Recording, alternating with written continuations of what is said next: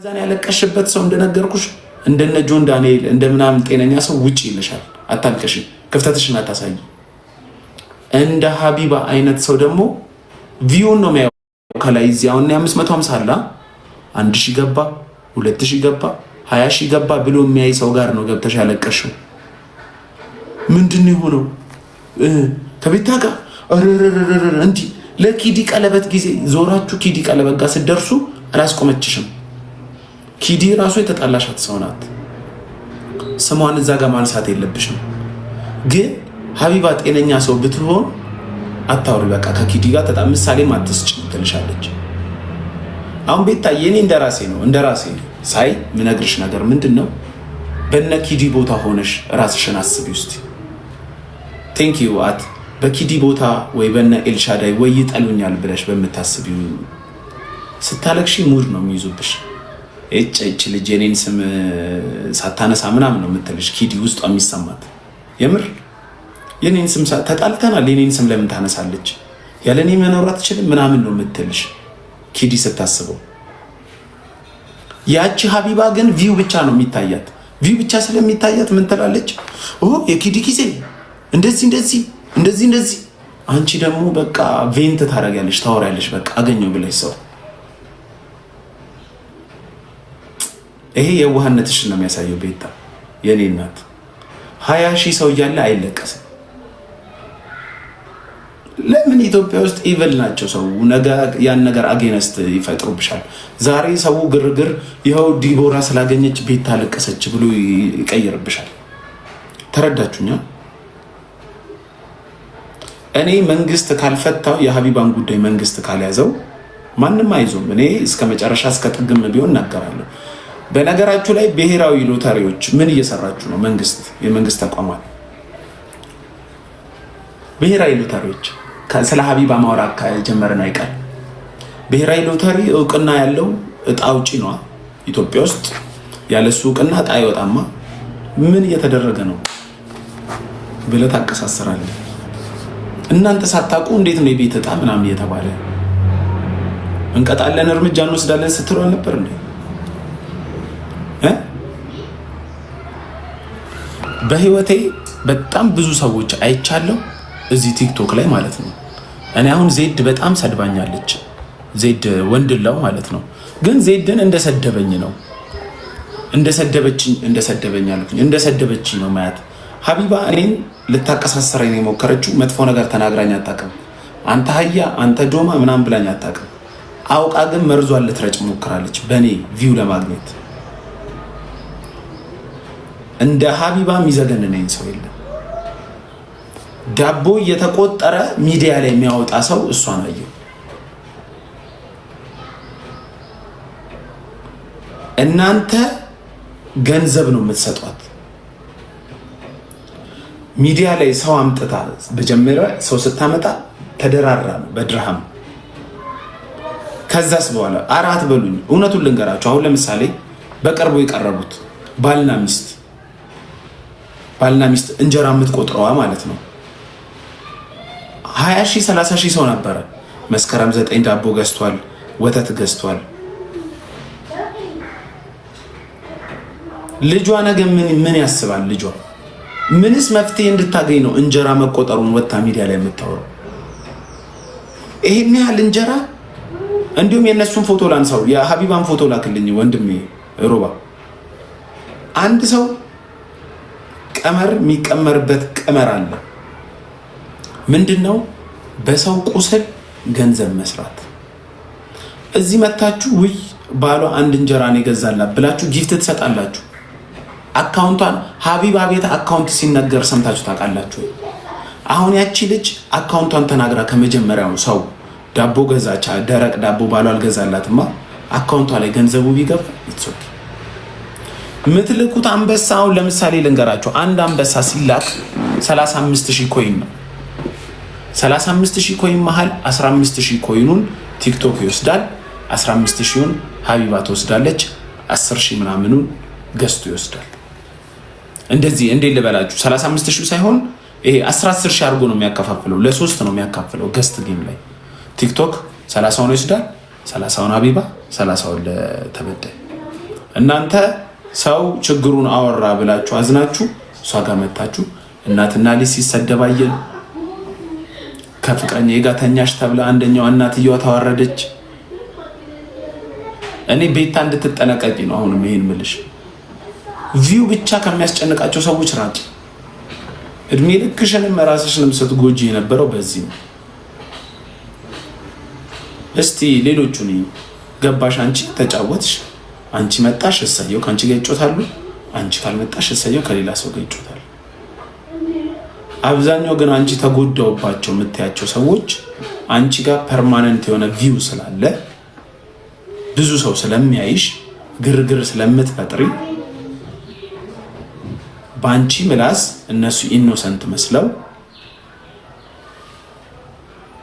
ራሳቸውን እነሱ ሌላ ደረጃ ላይ ከተትሽ።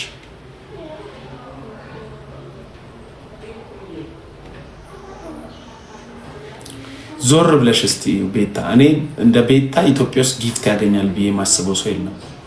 41 ሌቭል ስትደርሺ እርግጥ ነው እኔም ሰተሽኛል የተወሰነ 41 ሌቭል ስትደርሺ ታውቂያለሽ። በኢትዮጵያ ቢያንስ ከ27 ከ28 ሚሊዮን ብር ሰው ላይ ጊፍት ሰተሻል ማለት ነው።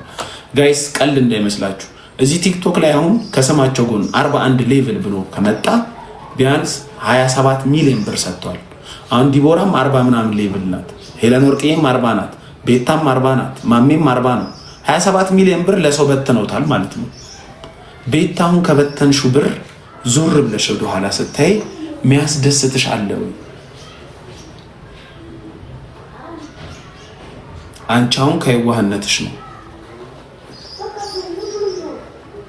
ከዛን ኢዝሊ ጋዝ ላይ ትደረጊያለሽ። ኢዝሊ ጋዝ ላይ ትደረጊያለሽ ማለት ሰው መጥቶ ኢዝሊ ከኔ ጋርም ስላየሁሽ ነው። ሰው መጥቶ አሁን ይሄ ልጅ ካሉሽ ወደ ትናደጃለሽ። ስሜታዊነት ያጠቃሻል። ኦልሞስት ወደ 1 ሚሊዮን ፎሎወር ነው ያለሽ። በጣም ብዙ ቪው አለሽ። እየፈሳሽ እያራሽ ብትለቂ ራሱ በጣም ብዙ ቪው ታገኛለሽ። ሰው ተንሰፍስፎ ነው የሚጠብቀው። ስለዚህ ሚዲያ ላይ ስትመጪ ፈን ምናምን ቀልሽን ቀልጂ፣ በቃ ተነጋገሪ፣ ተጫዎች ምናምን፣ ግን ሀዘንሽን እንዳታሳይ። ለኢትዮጵያ ሕዝብ ሀዘን እኔ ጌታ ኢየሱስ ሆይ እዚህ ሚዲያ ላይ ያለቀስኩ ቀን ግደለኝ። እኔ እንዴት እንደሆነም አይታወቀኝም። እኔ ካሜራ አብረታችሁ እንዴት እንደምታለቅሱ እኔን ምንም አላረገችኝም። እየመከርኳት ነው። የወንድምነቴ ወንድሟ ነኝ። ታላቋ ልሆን ታናሿ አላውቅም፣ ግን እየመከርኩሽ ነው ቤታ። ረጅም ዓመት እንደሚያቀሽ ረጅም ዓመት እንደምትወጂው እኔም እንደምወድሽ ሰው ስሜትሽን አታሳይ። እኔ እንደነገርኳቸው አራቱንም ወዳቸዋለሁ። ዲቦራም ስሜታዊነት ያጠቃታል። እኔ ኪዲንም አይቻለሁ፣ ኤልሻዳይንም አግኝቻለሁ። በማቹሪቲ ደረጃ ኤልሻዳይ ኪዲ የተሻሉ ናቸው። አንደኛ ሀገራቸው ላይ ይኖራሉ በነፃነት፣ የሚፈልጉትን ሰው ያገኛሉ፣ ቤተሰቦቻቸውን የሚፈልጉትን ይጠይቃሉ። እናንተ በዚህም ተነካክታችሁ ፖለቲካ ውስጥም ገብቶ ምናምን ከዛን ሀገር ቤት መናፈቁ አለ። የባዳነት ስሜት ይሰማችኋል። እዚህ የሚደረገው አክቲቪቲዎች ያመልጧችኋል። አሁን ለምሳሌ ኪዱ የሆነ ሰው ማግኘት ፍራይዴዎችን ማግኘት ከፈለገች ታገኛለች፣ እናንተ አታገኙም። ያ የማነስነት ስሜት እንደሚፈጠርባቸው አውቃለሁ። ግን ኤልሻዳይ እና ኪዲ ሚዲያ ላይ ወጥተው ሲያለቅሱ አይቻላል። ኤልሹን ያት እስቲ ሚዲያ ላይ ስትወጣ እኮ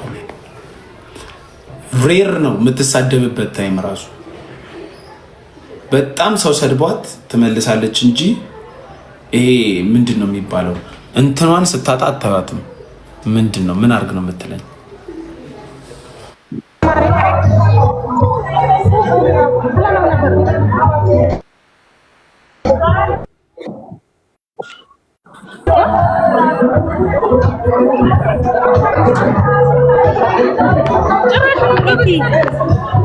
አይሰማም።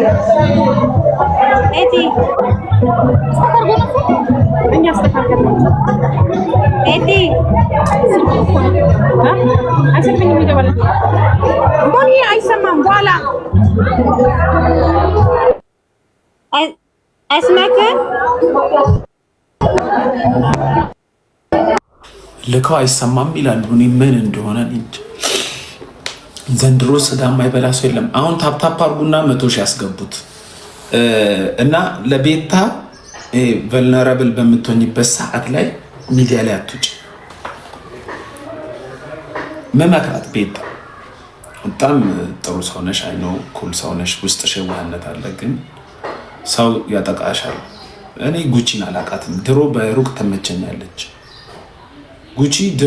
ፍሬንድም ሆነን አላቅም፣ ተነጋግረንም ተሰዳድበንም አላቅም፣ ግን ታስቀኛለች ጉቺ። ከምታስቀኝ ሰዎች መካከል ነኝ። ግን ተገናኝተን ላይቭም አናቅም፣ አብረን ሆነን አናቅም። ስለማላቀው ሰው አላወራም፣ ስለማቀው ሰው ነው። ወደ ዲቦራ ስመጣ ዲቦራም የዋህ ሰው ናት። እርግጥ እኔ በጣም ከምወዳቸው ሰዎች ጋር ተጣልታለች፣ በጣም በማይሆን ጥል።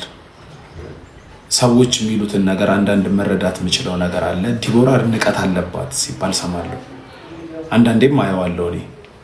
እኔ ጋር ስላልደረሰ ሜቢ አይታወቀኝም፣ ግን በጣም የምወዳቸውን ሰዎች ያው ንቀት አለባት በሚል ኬስ ተጣልታለች። ለዲቦራ ደግሞ የምመክራት ነገር ምንድን ነው? አንቺን በጣም ስሜታዊነት ያጠቃሻል ዲቦራ፣ በጣም ሚዲያ ላይ ስሜት አያስፈልግም።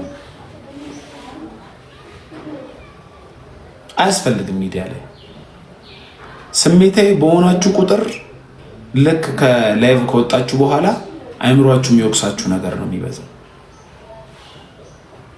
ዲቦራውን ስሜታዊ ትሆኛለሽ፣ ዘፈን ዘፍኛለሽ፣ ስሜታዊ ትሆኛለሽ፣ መዝሙር ትዘምሪያለሽ፣ ከሰው ጋር በኮሜንት እልህ እየተጋባሽ ስሜታዊ ትሆኛለሽ፣ ታለቅሻለሽ፣ ስሜታዊ ትሆኛለሽ፣ ራስሽ ላይ ጉዳት ትጨምሪያለሽ። ቢኬ ስለ እናትህ ስናወራ እጠራሃለሁ፣ እስከዛ ውጭ ቁጭ በልሽ። በረከት ምናምን የምትባል ሰውዬ 9000 ሰው ምናምን ፎሎ አድርገህ 1000 ሰው ፎሎ ካረገ ችግር አለብህ ማለት ነው፣ ወይ በጣም አስቀያሚ ነህ ማለት ነው። ስለዚህ እዚህ ሚዲያ ላይ ምንም አትሰራም። ዲቦራ፣ ሄለን፣ ቤታ የዋህ ናቸው። እኔም አውቀው አብዛኛው ቲክቶከር የዋህ ነው። አለማወቅ ነው ስላችሁ አሁን እንደዚህ ስትሉ ኪዲ የዋህ አይደለችም። ናት፣ ኪዲ የዋህ ናት፣ ጥሩ ልጅ ናት ኪዲ። ኪዲ ግን የሚዲያ ሰው መሆን ትችላለች።